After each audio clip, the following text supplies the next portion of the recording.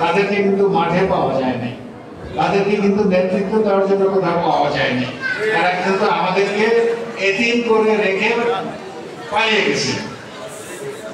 যখন পুরো দেশটা অসহায় হয়ে গিয়েছিল, অন্ধকারে ডুবে তলিয়ে যাচ্ছিল, তখন একজন অজ্ঞাত মেজর, তাকে কেউ চিনত না, সেই কিন্তু প্রথম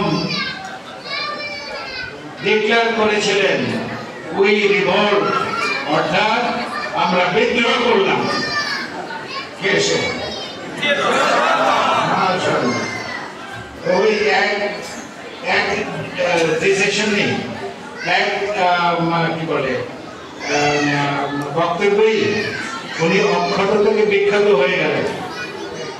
তারপরে তো মুক্তিযুদ্ধ শুরু হলো, উনি নিজের হাতে অস্ত্র ধরে যুদ্ধ করলেন।